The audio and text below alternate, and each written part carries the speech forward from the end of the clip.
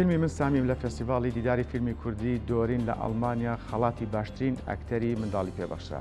باوەڕ لاندن کە ڕۆلی سەرەکی لە فیلمەکەدا هەبوو، شان بەشانی، نیک کۆرد ئاکتەری بەڕیتانی کە لە هۆلیوود کاری کردووە و ڕۆلی ئۆسکار لە فیلمەکەدا بینێت. ئەمە سێم جارە باوەڕ لاندن خەڵاتی باشترین ئەکتەر لەم فیلمەدا بەدەستدێنێت.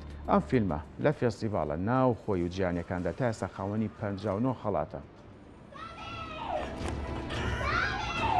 He's gonna listen. Take him away. Get lost. I was only doing my soldier's duty, okay? Sammy. Get back!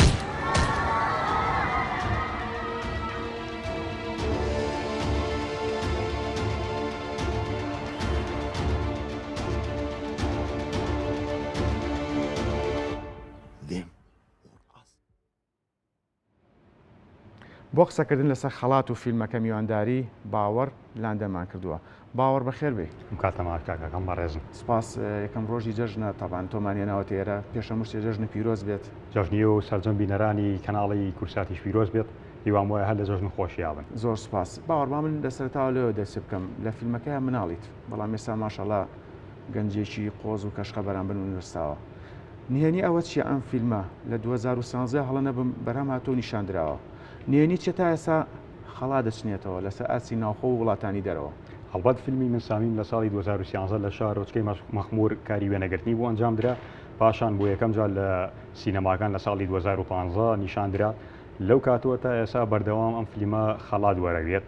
هەڵبەت خەڵاتەکانی جوارە و جوارن چەندین جار بووە لە باکووی گشتی خەڵاتەکان تا ئێستا 59 خەڵاتی بردوێتەوە لە کاتێکا لە 160 فیلم فێستیڤاڵیشا بەشداری کردووە. ئەم ژمارەیە لە چاو هەموو فیلمەکانی تری کوردیدا بەرزترین ژمارەیە. ئەمە دەرخەری ئەوەیە کە ماندووبوونێکی زۆری پێوە بیندراوە و بەرهەمهێنانی ئەم فیلمەش پرۆفیشناڵێکی باشی تیا بەکار هاتووە هەم لە کروی فیستیڤاڵەکە و لە دەرهێنەر و پرۆدیوسەرەکانی تا ئەکتەرەکان و پشتی ستێجیش. بەڵێ وەک پێشتر باسم کرد نهێنی چییە؟ خەریکی خەڵاتچنینەوەیە من سامیم. ئایا هەر بەردەوامە بێت؟ من سامیم ئینشاءڵڵا هەر بەردەوامە بێت. ئەوەنی من زانیاریمە بێت تا چەند ساڵێکی تیژ لە فێستیڤاڵە جیهانەکانە و نێودەوڵەتەکانە نیشان دەدرێت.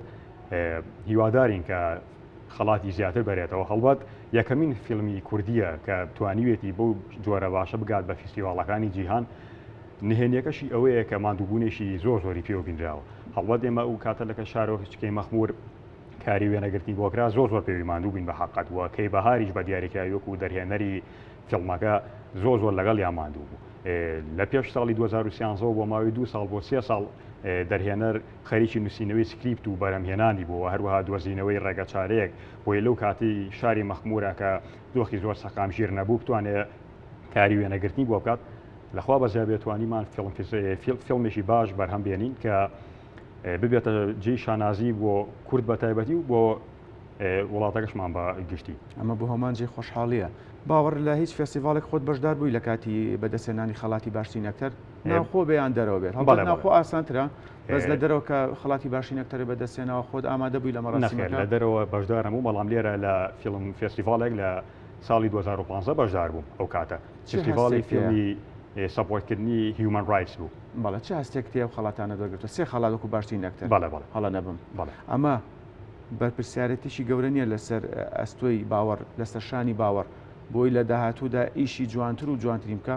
هەڵبەت جێگەی شانازی بۆ من کە توانیمەوە خەڵاتانە بەدەست بێنم بەڵام غێری ئەوەش و سەرڕای ئەوەش بۆ من ئەوەی شانازی ئەوەیە کە بتوانین دیوێکی جوانی فیلم فێستیڤاڵ و دیوێکی جوانی سینەمای کوردی بە جیهان نیشان بدەین نەک تەنها کار بۆ خودی خۆمان بکەین.